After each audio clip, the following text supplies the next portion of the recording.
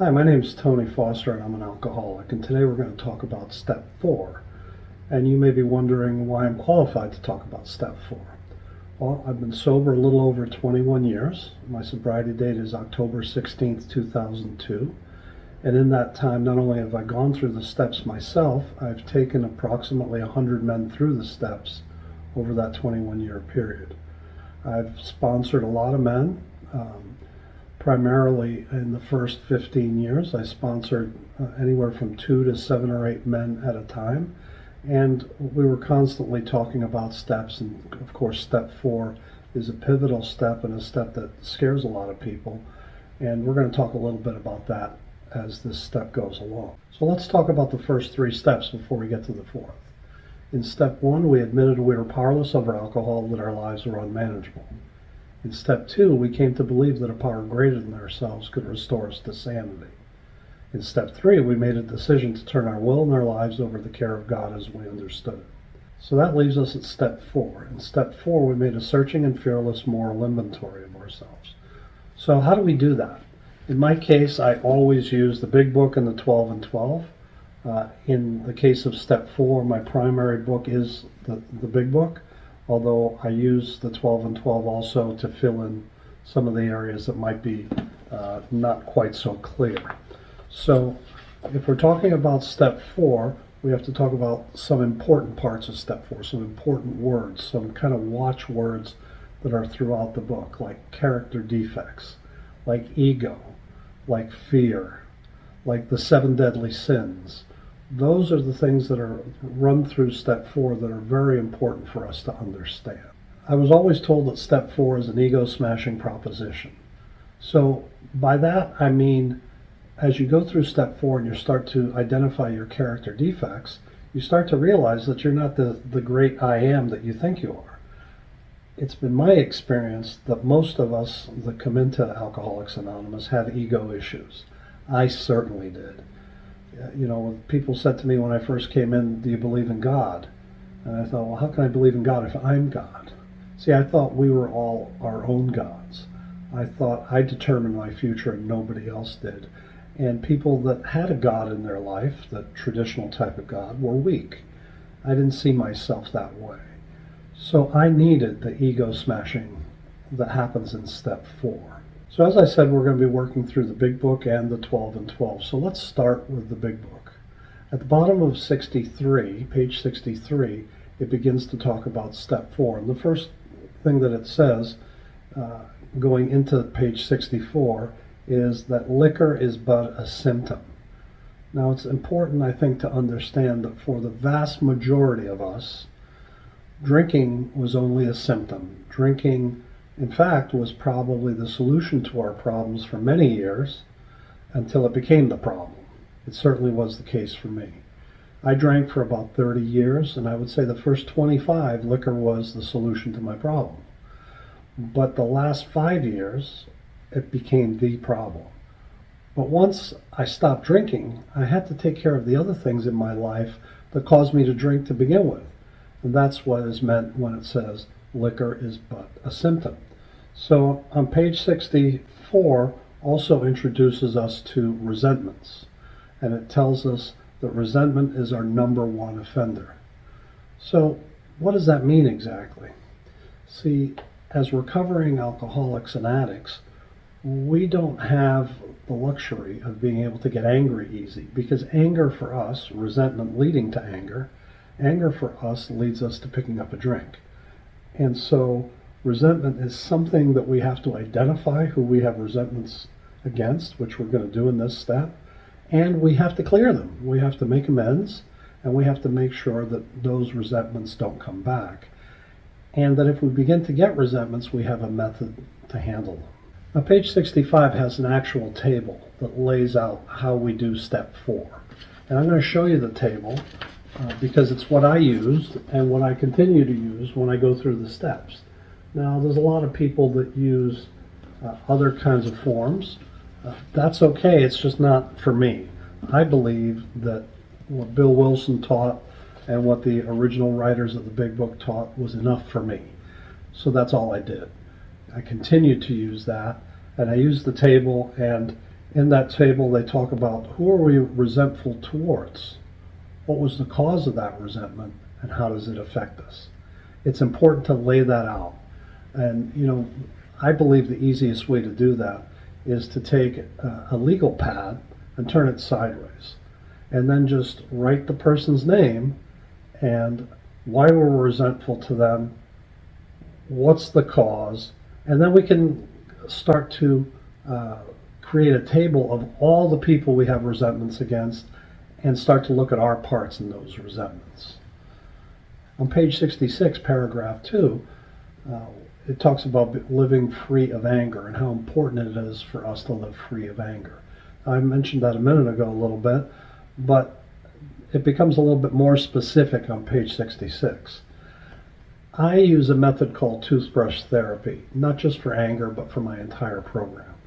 Toothbrush therapy is a method whereby I do 5 things every day to stay sober, but 2 of those 5 things directly affect my ability to control my anger. See, my ego is what caused my anger to flare up often, and these 2 things, along with the other 3 things, cause me to be able to control my anger. So the 5 things are prayer and meditation, going to a meeting every day, talking to another alcoholic or addict every day, reading 4 pages of positive literature every day, and doing a gratitude list at the end of every day. So prayer and meditation is the single biggest thing that keeps me from getting angry easily.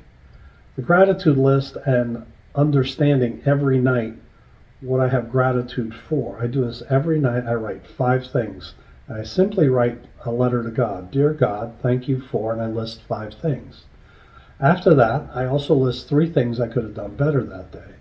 But for this purpose, let's talk about those 5 things. I've found that prayer and meditation is my method, and it's not something I invented, it's what a lot of people do in AA. I found that prayer and meditation is something that helps me to connect with God, to talk to God, and to hear Him respond back to me while I'm meditating.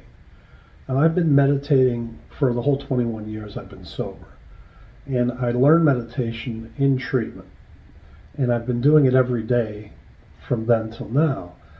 And people say to me, Tony, I never see you get angry. I never see you get upset. I never see you blow up. And when I was working in the treatment field for a very long time, running treatment centers, there's a lot of personalities that might create tension and cause you to blow up.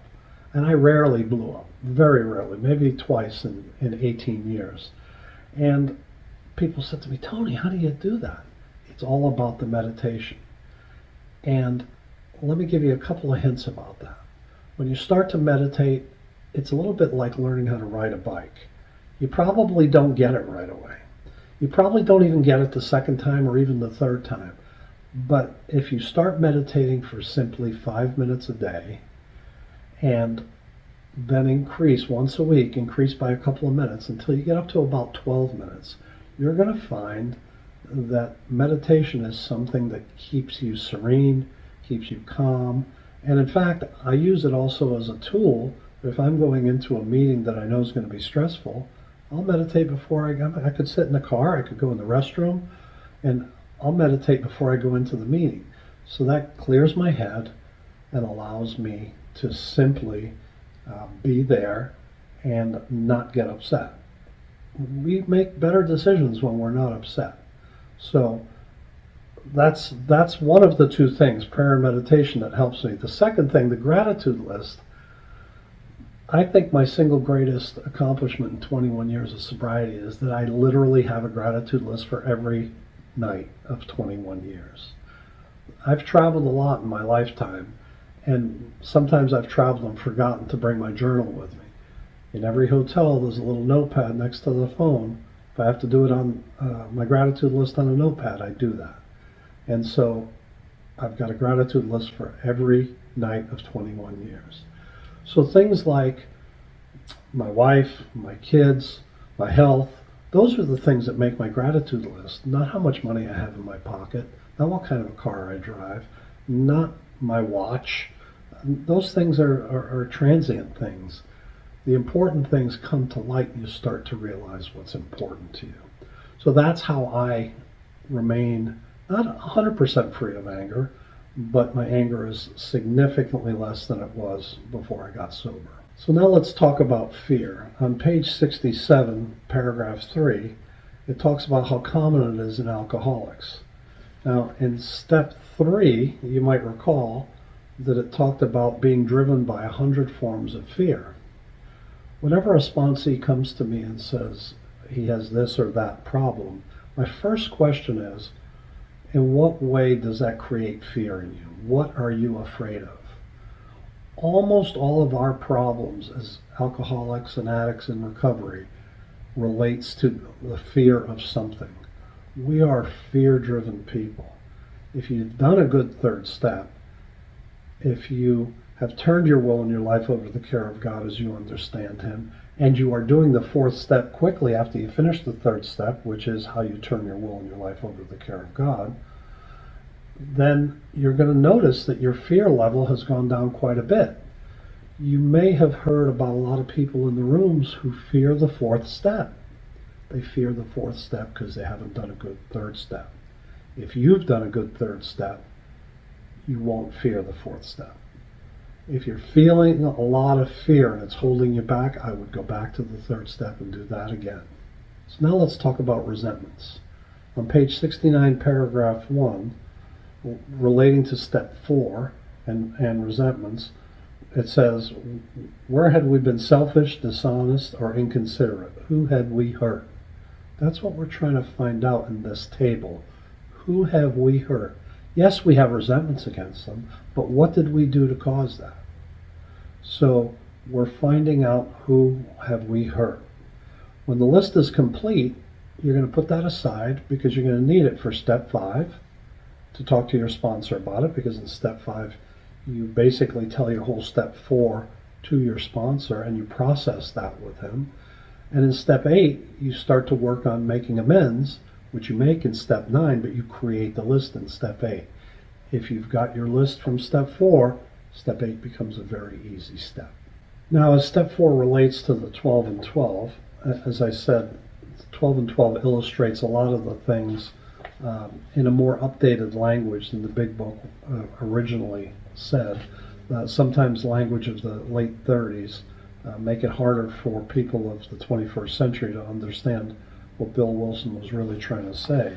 But if we go to page 42, paragraph 2, it talks about a rigorous and painstaking effort to discover these liabilities in each of us has been and continue to be and are. Which liabilities had been in us and still are. Because we want to identify those, to go over them in step 5 with our sponsor, and then to ask God to take them away. So it goes on to say on page 44, paragraph 1, every time a person imposes his instincts unreasonably upon others, unhappiness follows. Think about that. Every time we impose our instinct on others, unhappiness follows. You may be asking what the sponsor's role is in step 4 and how he's going to help you through it. I found that there are really 2 areas where the sponsor helps you the most. One is in laying out the table for you that's in the big book, and to help you to understand what's supposed to go in each of those areas. The second part, though, is really an important part in you relating to your sponsor relating to you. There may be things that you've done in your life that you're embarrassed about, that you don't want to talk about, that you don't want to tell another person. It's at this point that your sponsor tells you some of the things that he's done, not in a bragging sort of way, but in a way to help you feel a little bit more at ease about telling him about you.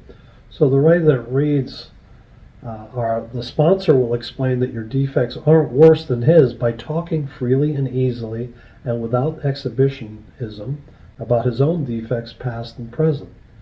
So he will be able to show you, he or she will be able to show you how their misdeeds aren't that different from yours. We always tend to think that whatever we've done is the worst thing that's ever been done, and it's so embarrassing, but there's an awful lot of people who have gone through the steps, And so most people have done the same things that we've done. As we go through the 12 and 12, we get to page 48, paragraph 3, and we finally get to the 7 deadly sins. All 7 of the 7 deadly sins are important to step 4. But 2 of them, I believe, are particularly important. And that's pride and anger. Now, as I said earlier, almost everybody who walks in the door has a problem with their ego. As I said, I know I did. By the way, I still am challenged by that every day. But our pride has to be put aside. The second one is anger. As we just talked about, anger is something that we have to tamp down. We have to do the best we can to stay away from. So we have these tools, as I mentioned, in toothbrush therapy to do that. But the 7 deadly sins apply to virtually every single one of us. So as we begin to close step 4 in the 12 and 12, there's 2 lines that I want to quote directly because they really talk about what step 4 and alcoholism is all about. Our alcoholism has caused us, and I'm going to quote here, to fail to recognize our total inability to form a true partnership with another human being. We're always trying to overwhelm them. We're always trying to take advantage of them, manipulate them. Those 7 deadly sins come in, and we can never have a true partnership with another human being. That is part of what our problem is, besides the symptom of drinking. The second thing is, as we close step 4, is that in doing that table and finding all the people that we've harmed and all the people we have resentments against, we have to be thorough. And the quote is on page 53, paragraph 1, thoroughness ought to be our watchword. Now, as we start to close step 4, I want you to understand that step 4 is not that big a deal. In the rooms we hear all the time people go step 1, 2, 3 and relapse, step 1, 2, 3 and relapse because of their fear of step 4. If you follow this step program, step 3 is a very, very, very important step. If you get step 3, the rest of the program is easy, and you will see that as you start to do step 4. If you're struggling with step 4, it's because you have to go back and do step 3 over again. Now, as we begin to close step 4, you may begin to understand that step 4 is not this really hard step to do that it's been portrayed in the rooms. Yes, it's thorough. Yes, it's time consuming. Yes, you have to look in the mirror. And yes, it is an ego smashing proposition. But in step 3, you turned your will and your life over to the care of God as you understood Him. And if you've done that properly, by both living your life a certain way and having surrendered to both alcohol and to your higher power, then step 4 becomes just an exercise in looking at yourself and not being intimidated or embarrassed or shamed by the things you've done, because your sponsor has explained to you that he's done them too. So I hope this helps you to understand step 4 a little bit better. I hope that you now realize that it's not the boogeyman that's going to be so hard to get over. Do the best job that you can, and please, if you have any questions, write to me and I'll be happy to answer them as quickly as possible. Thank you for watching.